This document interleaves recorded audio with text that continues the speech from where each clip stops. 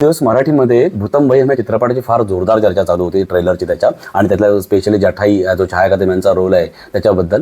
तर आज हा चित्रपट रिलीज झाला. मी चित्रपट नुकताच बघितला आणि हे 7 बेरोजगार मित्र जे शहरामध्ये नोकरीच्या निमित्ताने एकत्र राहत आहेत आणि मग नोकरी शोधता ते एका भाड्याच्या घरात राहायला जातात आणि मग ते जे घर आहे तो जो वाडा आहे त्याचा काही जुने कनेक्शन आहे, त्याच्यामुळे त्यांचा काही भूतासोबत संबंध येतो आणि कशा पद्धतीने ते गुंतत जातात, कशा पद्धतीने अडकत जातात आणि त्याच्यातून कसा फार मोठा प्रॉब्लेम क्रिएट होतो त्यांच्या पैशाच्या मोहापोटी. त्याच्याबद्दल हा पूर्ण चित्रपट आहे. चित्रपटाची जमेची बाजू बोलायची झाली तर चित्रपटामध्ये तुम्हाला मेकअप आर्टिस्टचा फार मोठा रोल आहे. म्हणजे तुम्ही जे काही चित्रपटामध्ये घाबरता ते मेकअप आर्टिस्टचा सगळा क्रेडिट आहे.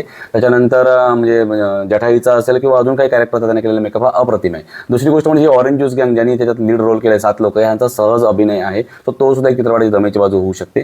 त्याच्यानंतर चित्रपटामध्ये अजून एक लास्टला देवीचं गाणं दाखवलं आहे, ते खूप इफेक्टिव्ह वाटतं तुम्हाला. तर ह्या काही जमेच्या गोष्टी आहेत.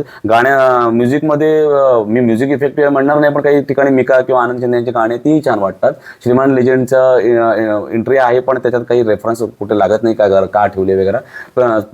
चित्रपट कुठे कमी पडला याबद्दल जर बोलायचं झालं तर कथानक फार भरकटत जातं. लेखकाला खूप चांगल्या पद्धतीनं शेवटला ते गुंफता आलेलं नाहीये. म्हणजे थीम वन लाईनर किंवा स्टोरी लाईन किंवा थीम अप्रतिम होती, पण त्याच्यासोबत त्यांना सगळे कॅरेक्टर गुंफता आले नाही. तो शेवटला सगळा पसारा होतो. डिरेक्शन खूप वीक पडलं असं मला वाटतं. आणि अजून तिसरं म्हणजे चित्रपटाची लेंथ. चित्रपट अननेसेसरी बऱ्याच ठिकाणी खूप खेचला आहे. 3 तासापेक्षा जास्त मोठा चित्रपट आहे, त्याची गरजच वाटत नाही. एखादा प्लॉट एस्टॅब्लिश झाल्यानंतर पण त्या गोष्टीला खूप जास्त खेचलंय, हे एक मला अजून वीक बाजू वाटते. पण ओव्हरऑल बघाल तर वन टाइम चित्रपट बघायला चांगला आहे. मराठीमध्ये हॉरर कॉमेडी हा जो नवीन जॉनर मराठीमध्ये इंट्रोड्यूस होतोय त्याच्यामध्ये एक तुंबाडच्या मंजुळ्याच्या लेवलचा तुम्हाला एक ओके चित्रपट बघायला नक्कीच मिळेल असं मला वाटते. आवडलं असेल तर सबस्क्राईब करा. धन्यवाद.